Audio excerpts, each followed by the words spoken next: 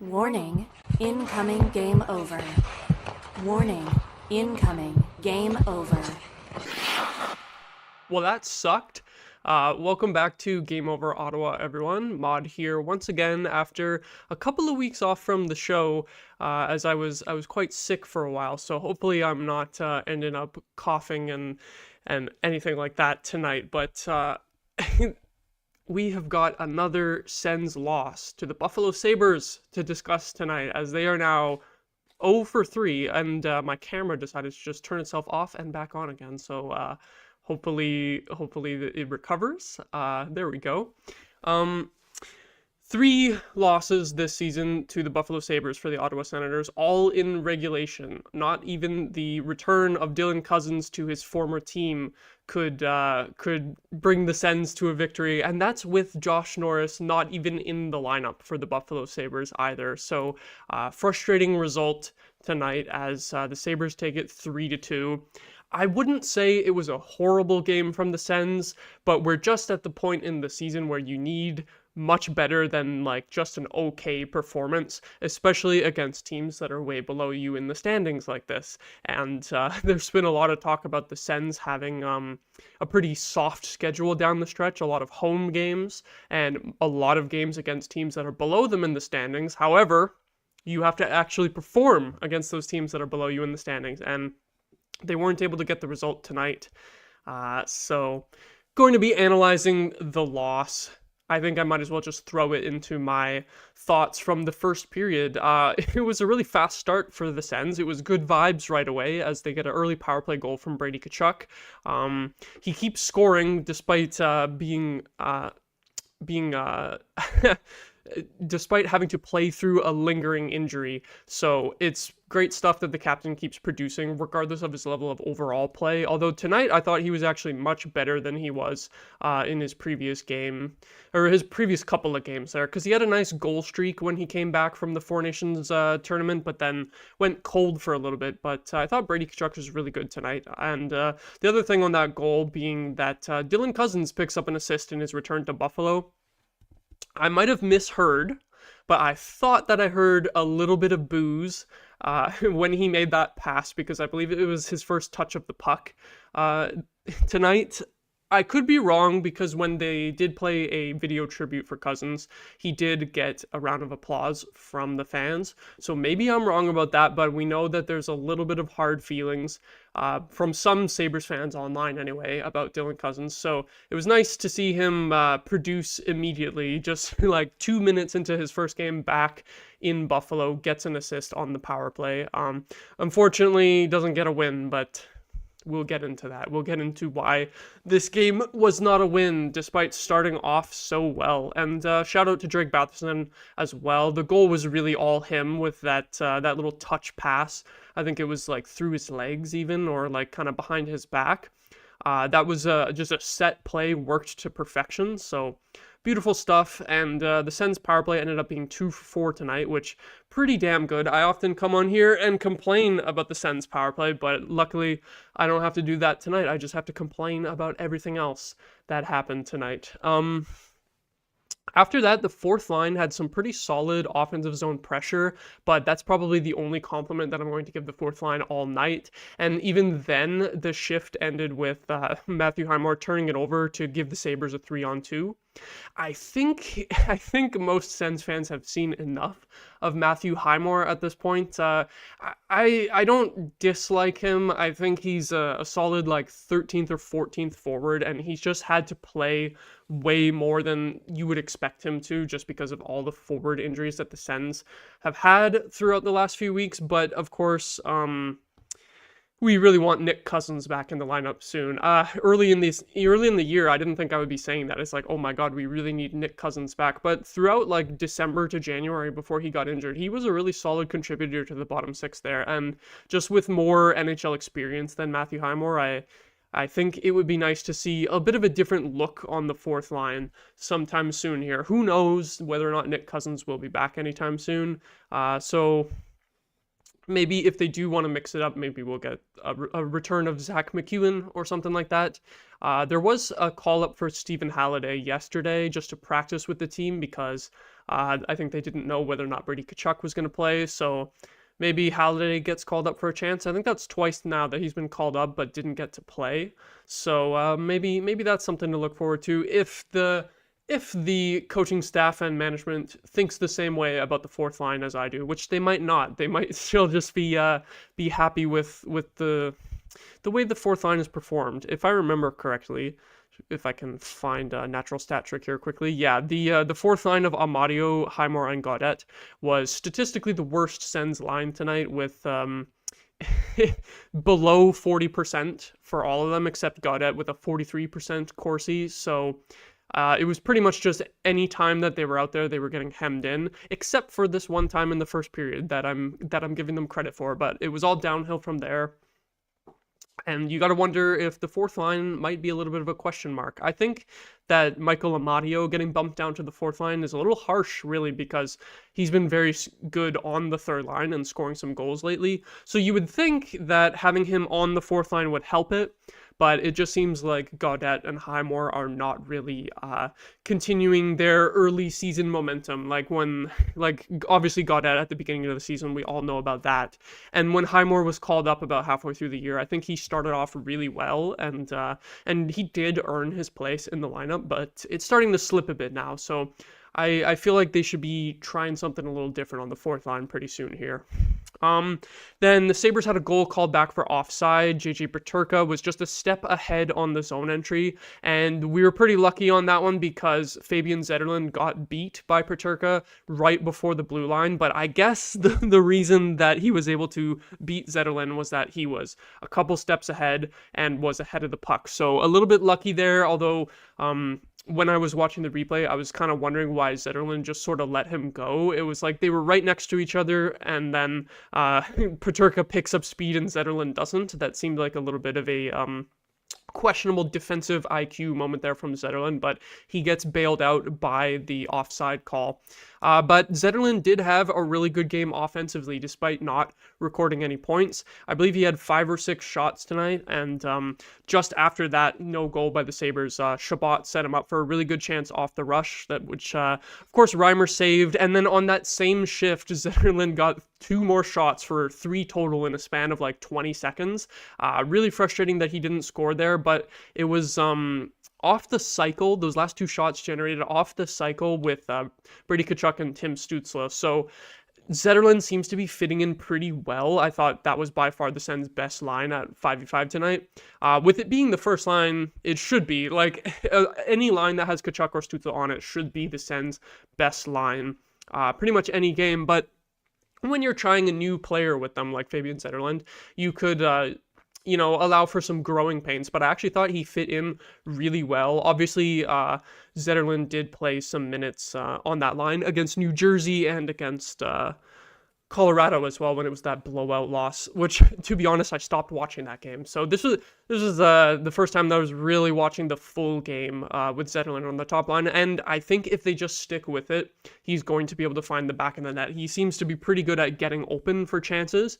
You just got to find that finishing touch, and when he's been on the fourth line for a while and not really getting many scoring chances on the fourth line, it could take a little while for him to get that scoring touch back. But I would say Fabian Zetterlund and the first line in general was a positive tonight, one of the biggest positives for the Sens. I think they got to stick with that line going forward. I know there was a little bit of line juggling in the third period, but despite that, I think this line was by far the best for the Sens at 5-on-5. The second line did have some good moments earlier in the game. They were creating some net front chaos in the first period. And then at this point, 11 minutes into the first period, shots were 8-1 for the Sens and faceoffs were 8-2. So they were winning the faceoffs, controlling the play, and actually getting chances on net, whereas the Sabres were not able to do that. Not very much zone time. But despite that, just with about like 5 minutes left in the period, it was a collapse by the Sens because they had that huge edge in shots, and then by the end of the period, I believe the Sabres had 1 more shot than them, so it got to like 12-11 or something like that, like 11-10 in favor of the Sabres, and it just seemed like they were honestly lucky that they got out of that period only tied 1-1. Obviously there was the offside goal as well, but before that, the Sabres didn't really have much pressure. The Sens did have another power play where the Sabres PK was very aggressive, and they forced a shorthanded chance from Ryan McLeod that Anton Forsberg did make the save on. I think that penalty kill really gave the Sabres some momentum and allowed them to sort of get into the game and stymie the Sens offense a little bit, because they were buzzing early on, only able to get one goal though, and then the Sabres come back the other way. Chabot did save a goal, the puck going off the post, and then he cleared it out of the crease. So good props for that. But the Sens weren't really able to prevent the Sabres from continuing to just come at them in the last 5 minutes of that period. Sanderson failed a clearing attempt, and no one picks up Jack Quinn. After Sanderson's clearing attempt was blocked, he kind of just like froze up and he didn't really know what to do. He could have gotten over to Jack Quinn, I think, to try to disrupt the pass, but he was not able to anticipate that quickly enough, and there was a forward kind of floating nearby as well who didn't pick him up either. So wide open chance for Jack Quinn, who apparently loves playing against the Sens. He doesn't have that many goals this season, but I think he has 2 or 3 against the Sens alone. So pretty annoying to end that period tied 1-1, but to be honest, it could have been worse. They also allowed a 2-on-1 immediately after the Sabres scored that goal. So in a period where you probably should have scored one more than one goal, at least one more goal, but you easily could have given up more too with that offside goal as well, and the Sabres had a lot of chances in the last 5 minutes. It's just frustrating because we really want to see this team playing a full 60-minute effort, and in that period it was like a 15-minute effort, and then the last 5 minutes just absolutely falling apart there, losing all momentum that you had. So frustrating start to the game. Even though it started off really well at the beginning, then it just tapered off, and then second period, which we'll get into in a second, was a little bit better, but ultimately we know how this turned out for the Sens. Before we get into the second period, though, just going to say that if you're looking for ways to help an upstart media company, employing over 30 young journalists and analysts across Canada, and if you have a few spare bucks lying around, you can head over to our Patreon page at patreon.com/thegameovernetwork. There you'll find multiple tiers featuring different rewards and goodies for helping us grow. There's extra access, exclusive looks behind the scenes, Discord benefits, merch discounts, and opportunities to give us feedback. You can even join us for special shows live, where you can interact with hosts as we launch more ways to improve your experience. If you're not able to spare a few dollars, we do have a free tier available as well, so you don't miss out. You can still get Discord access and everything like that. If you really want to help us, make sure to click like and subscribe on YouTube, rate us 5 stars on your favorite podcast app, and share our work on your social media of choice. That's patreon.com/gameovernetwork.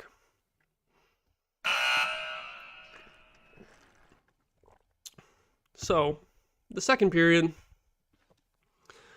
it was similar to the first period, I thought, where they started off pretty well, and then it just tapered off at the end, and they allowed the Sabres to get back into the game, even though they were controlling things pretty well for most of the period.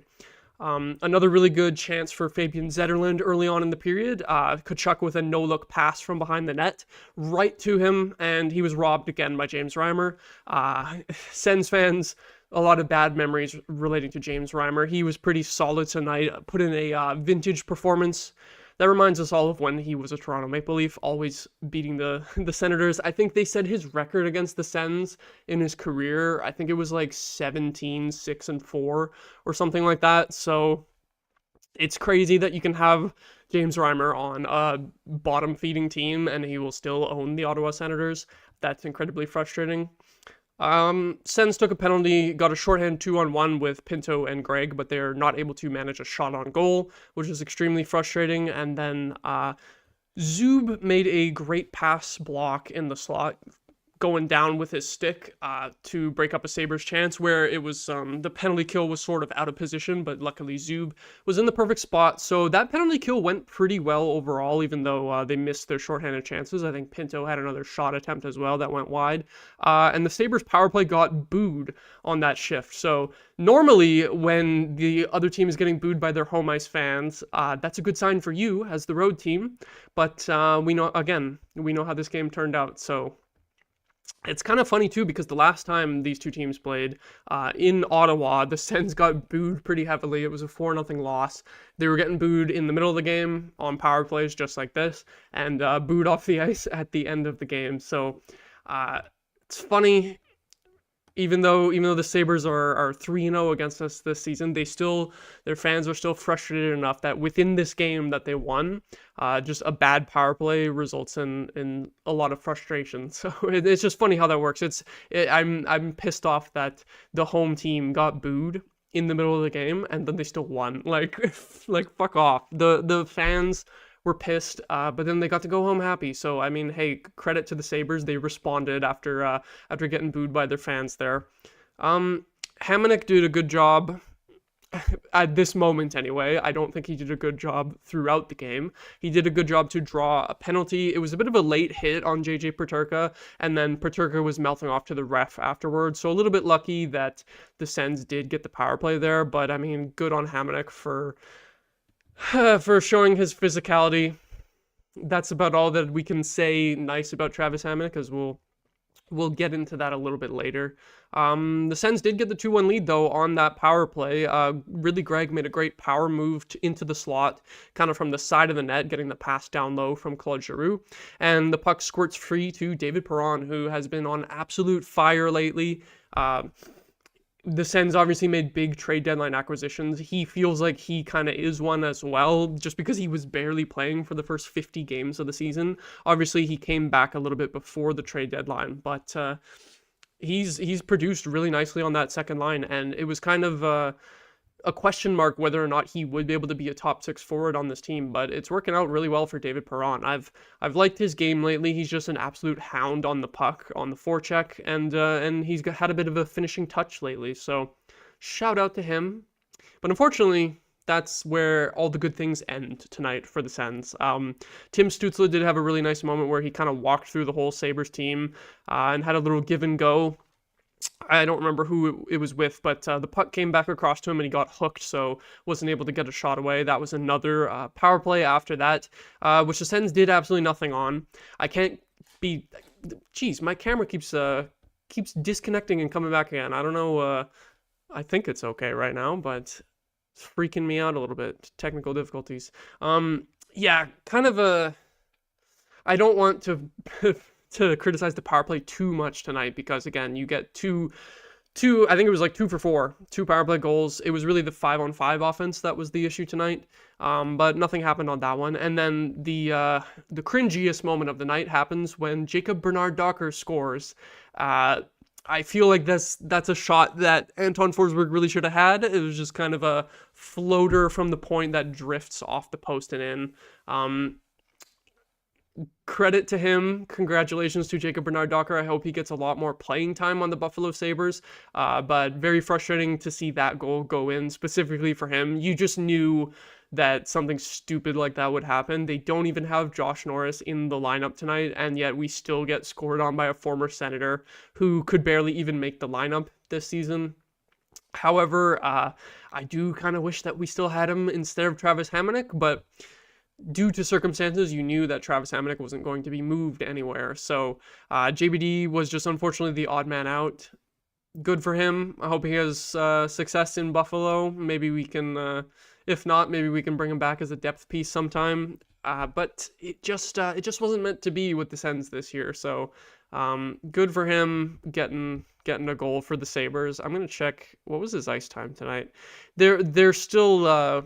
He's getting an opportunity in the lineup here, but it's still, they're sheltering him, like only 14 minutes tonight, but he was a +2 and obviously getting that goal.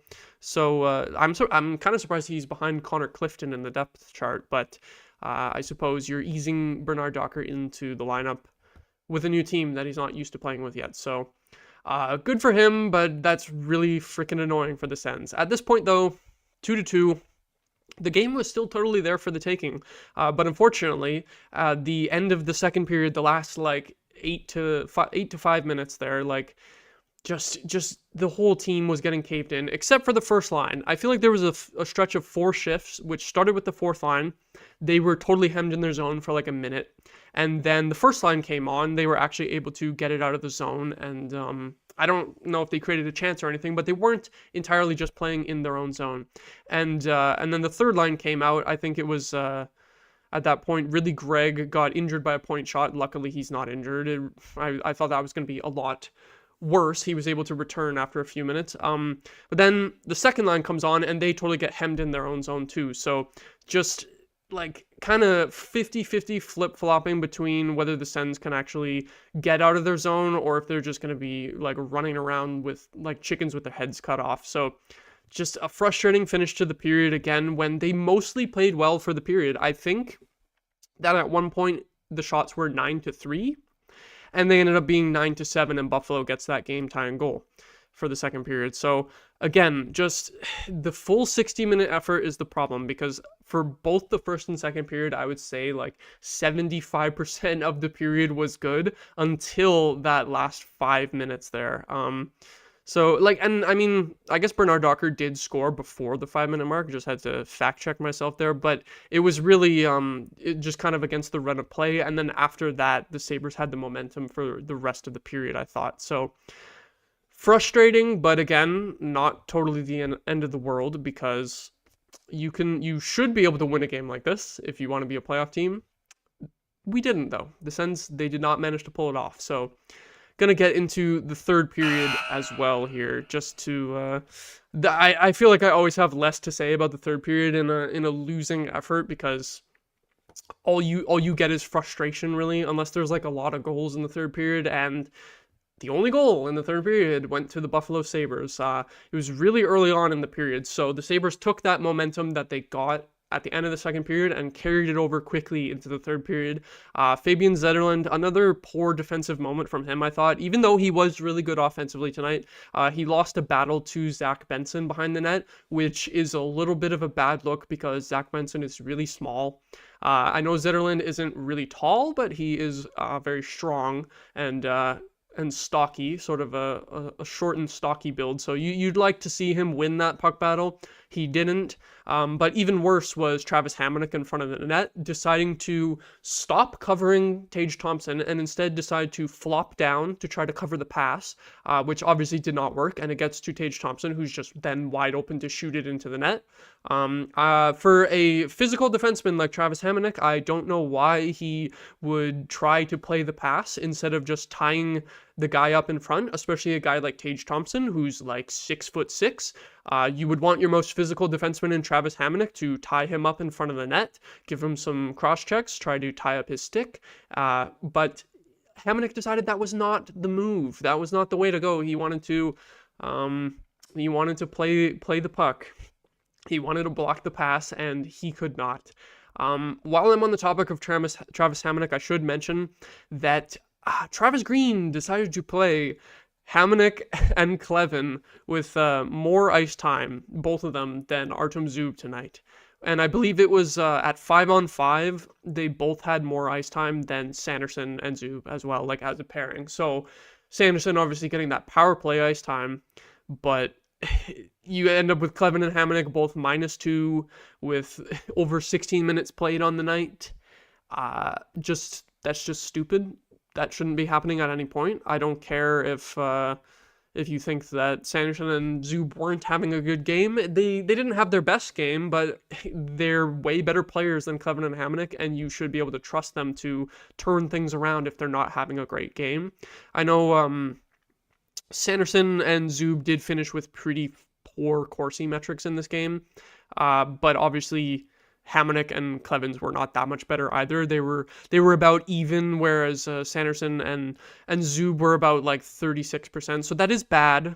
It is true that Clevin and Hamonic were better in terms of the shot differential and the shot attempts, but it's just a case of like these guys are too mistake prone, where you should not. There's just no circumstances where you should be playing them ahead of ahead of your better defenders. I really hope that Travis Green is questioned about that after the game and what he saw that made him think that was a good idea. Because again, even if Sanderson and Zub are not having their best game, which they weren't, to be fair, I think we can all agree that just should not happen overall. So very frustrating. Nick Matanpalo, I hope that he can return to the lineup.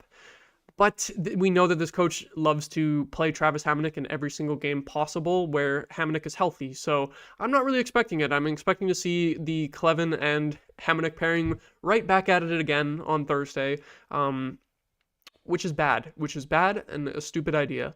That's all I have to say about that. From there, in the third period, it felt like really only the first line was able to create anything at all.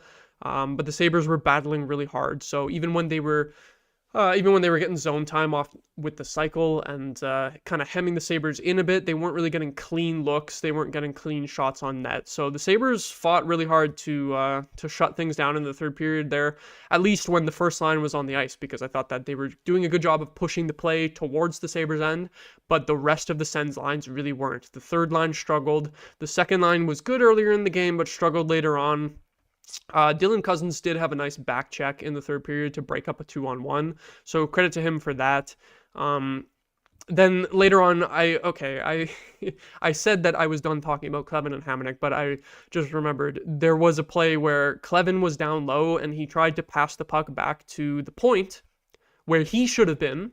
So on one hand, I guess it's bad that a forward wasn't covering for him, but also you gotta look and like actually consider what your options are before making a pass like that, because you are the defenseman that's supposed to be at the point. If you pass the puck back to where you are supposed to be standing, there's like there's a pretty good chance that someone isn't going to be there. So and that gave the Sabres a 2-on-1 pretty much from their own blue line. And that was the only good moment that Anton Forsberg really had tonight, where he made a huge glove save to keep the game close at that point. But in terms of Anton Forsberg's performance, I don't think it was a good one. Overall, I feel like the Tage Thompson one, even though he was wide open to shoot it, it was a bit of a trickler. It just kind of squeaked through him. And he did get beat as well. He did get beat 4 times because the Peterka goal was called off in the first period.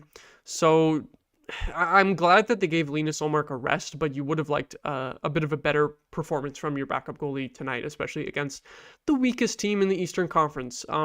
Even though they can score, the offense isn't the reason that they're bad. It's defense, which, of course, their defense was able to shut down the Sens tonight. So in the end, I can't get too mad about the goaltending. It's really more about the Sens not being able to score and not being able to come back in this game, because I think the Sabres do average over 3 goals a game. So allowing 3 goals to them is not like the worst ever. They do have a pretty decent offense, especially with your backup goalie in that. But the fact that this team wasn't able to tie up the game was just hugely disappointing.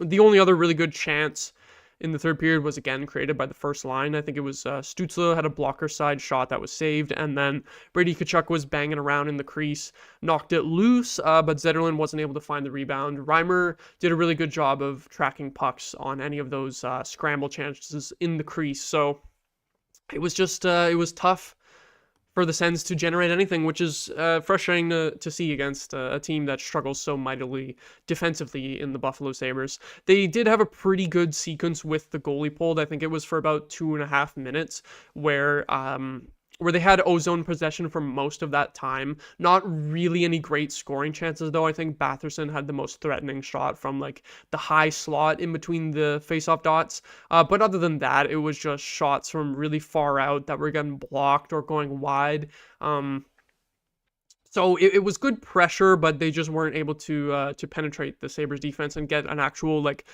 grade A scoring chance with the goalie pulled, which was frustrating. At least the Sabres did not just like get the empty net right away and make it a really deflating loss. It was going right down to the wire. Stützle was able to make a zone entry in the last like 20 seconds, and and set up one last offensive push, but they didn't really get anything out of it. But at least they were in it right till the end. They didn't totally collapse and just lose by more than one goal. It's a close loss, so in the end, it's not one where I'm super mad, but it's the type of thing where we're running out of time this season, and the Sens are still in a good spot, but you got to be able to keep it going. The thing with the Sens this year is that they've had these great win streaks, but most of the time their great win streaks have been followed up with pretty bad losing stretches.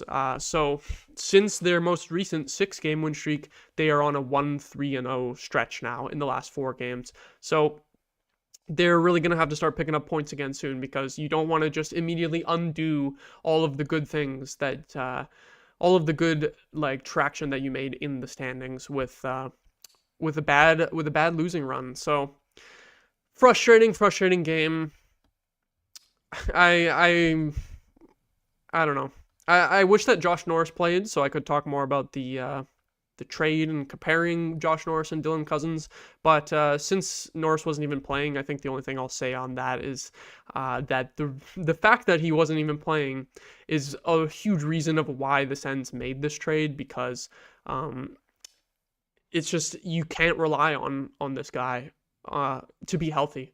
So down the stretch, getting a healthy player who seems to be at least as productive as Josh Norris was able to be for the Sens has been pretty good in Dylan Cozens. And he seems to have rejuvenated Drake Batherson as well, because before that trade was made, I think Batherson was playing some of his worst games of the season and just wasn't really clicking with Josh Norris as his center, which in the past it has been able to. It's not like they've always been bad together. It was just more recently. So I think it was a ballsy move by Steve Staios to shake up the core at this deadline, even though his team was in a playoff position at the time of making the trade. But it seems to be working out pretty good so far. Obviously, the loss tonight, Dylan Cozens wasn't able to beat his former team. Jacob Bernard-Docker got the last laugh, but I think everyone's still pretty happy with the trade overall. I think I'll save going in on a deep dive on the trade for like the next time that the Sens and Sabres play. I'm not sure if I'll be the one doing that game yet, but if I am, you can hold me to it that I'll go into it, go more in depth on the stats for how each player has performed with their new team, because I think Josh Norris is going to be back soon. It's more of like a day-to-day issue. So I think it's just like 1 week until they play the Sabres again. I think it's April 1st. I might as well check real quick. Yeah, April 1st against Buffalo. So hopefully Josh Norris will be back for that game. We can give him a nice standing ovation in the crowd because the game's back in Ottawa. But yeah, I think I won't go too in depth for that tonight, since the other big piece in the trade in Josh Norris wasn't even playing. So we'll save that comparison for another time. But I think overall everyone's pretty happy with Dylan Cozens. Before I wrap it up for tonight, just gonna take a look at the out of town scoreboard. The Blues are absolutely destroying the Canadiens, so we love to see that.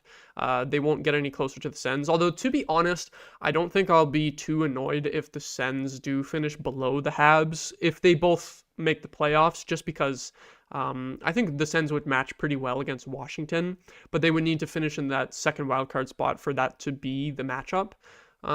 So not the worst thing ever, but the Rangers are in LA tonight. That game is a 10:30 start. Hasn't even started yet as I'm recording this. So hopefully the Rangers lose, but if they do win, at least then they are putting the pressure on the Habs a little bit more, catching up to them.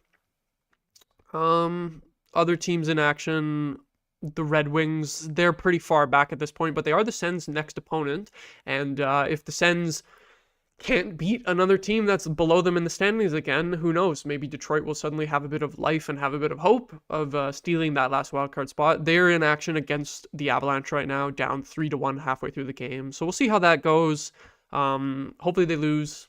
If they do win, that will be obnoxious, because then, yeah, if they win and then they beat the Sens, then all of a sudden they're right back in it, despite falling out of it for a while. So it's gonna be interesting to see what happens here. So Sens 4 points up on the Habs still. There's no way they're coming back from 5-1 down in the third. and 5 points up on the Islanders. All of those teams with 70 games played. The Rangers will be on 72 games played. So a couple of games in hand on them. We'll see if they win or not, but the Sens are still in a pretty good spot. It's just frustrating that they can't just pull away from all these other teams. Like, they've got a bit of a cushion on these other teams, but they haven't made it so certain that they'll like clinch the playoffs, before the last few games of the season. Like, if they keep playing the way that they have been, where they win a few and then they lose a few to damn near even it out, it might come down to the wire. So it's going to be really interesting to see what happens. But I think that's going to be it for me today. If you enjoyed, leave a like on the video, subscribe to Game Over Ottawa if you are not subscribed already. Have a good night, everyone.